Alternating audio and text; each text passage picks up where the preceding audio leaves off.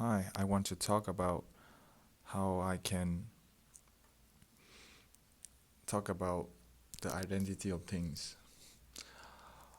This is what I learned from the class Philosophy 101 in the spring semester that the teacher has taught me about it. Well, many things as we see every day actually has its own identity. How do I recognize myself? I'm a student in a university. I'm from a certain country. I'm in a certain age group. I'm a certain in a certain group of gender, etc. And it keep going on. But would my identity change over time? There's a famous quote in philosophy that have been around for century. No man's ever stepped twice in a river twice. They, how is that even possible? I mean, like the river is right there. How can you cannot step in it twice? The plot here is that they believe that the river will never remain the same because a river keep flowing. So they assume the river change every second, and not. And you can say like, hey, if that about it, I can just walk down a river for a few meters and step again on it. Then wouldn't that be the same water that I touch on just a few minutes ago? Well, now let's think about this. Are you the same person you are a few minutes ago? A few minutes ago you are the person who hasn't touched into water, but now you are the person that has touched into water. So are you the same? With the advance of technology right now, we have learned that every single cell in our body eventually die and being replaced over time over a certain amount of time. So technically, after a period of time, you your whole body is actually being built up, replace cell. There's no more original cell that actually there. So would that make you a totally a different human being? You still have the same DNA.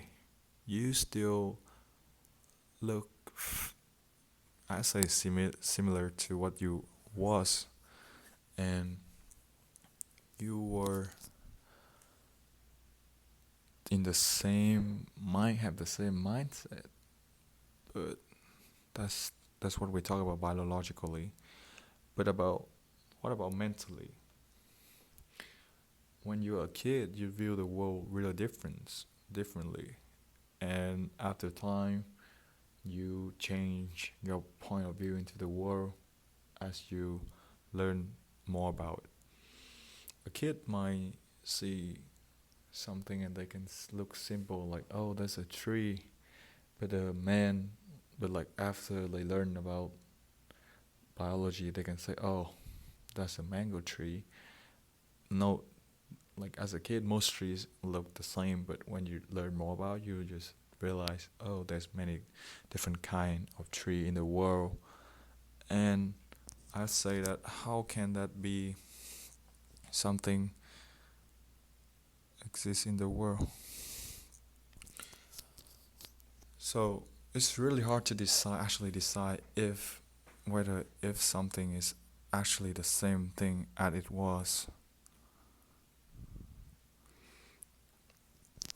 because talking about biologically we change over time, mentally we change over time, physically, well, why we still remain as our parents kids, but our parents actually seeing us grow older, and we just change from a little babies into a fully grown human. Wait, that's a drastic change. Like, for example, if I only see a person at the moment they were born and I see them again when they are fully grown, let's say if I did not know their names, or actually know them, and I actually recognize them, how can I'm so sure that's the same person? Of course, I would think like, no way, the baby I know many years ago now have become a fully grown person. That's it's just a shock to me when, but like now I have to actually live with the fact that that is the same person. If we use the social norm to think about it, that's what people think. Well, people think the human is the same person. Most people, if we don't talk about philosophy, most of them think that a human stay the same from the moment they were born to the moment they die, and we assert that identity to them, like by by the name, like that person carried the name, so that person would stay the same forever. But would that make a person somebody who has already changed their name become different? Become a totally different person, like somebody named Tom. If he changed his name to Sam, what he is no longer the person when he was Tom? I could say that that's his. Well, I did not ever expect to find a absolute answer in when I studied philosophy, because that's one of the very first lesson we learned. Philosophy is the study of wonder, so we are technically trying to learn more about how the world around us is, but not really focus on searching for a totally concrete answer. Because if we do, it becomes a science, and if philosophy is just not a science. It's like if philosophy can't be proved, it no longer exists anymore. And you can look into example in the history.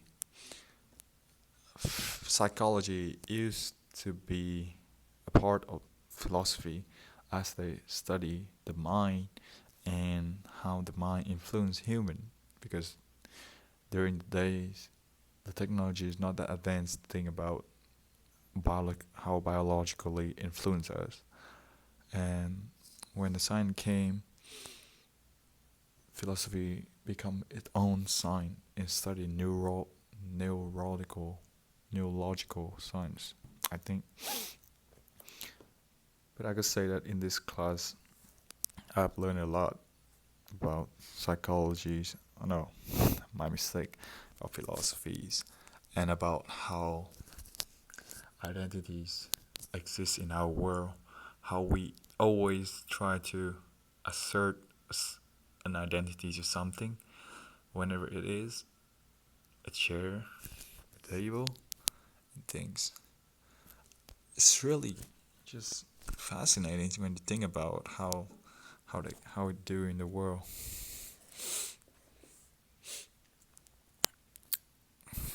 If I keep talking on, I think that most of my talk will just keep rambling on about how identity exists in our world. But as I believe, identities stay did human did change over time, but our identity did stay the same. At the really very core value of a person, I hope and I believe that that will remain the same and will not change. Thank you for listening to this podcast. Thank you.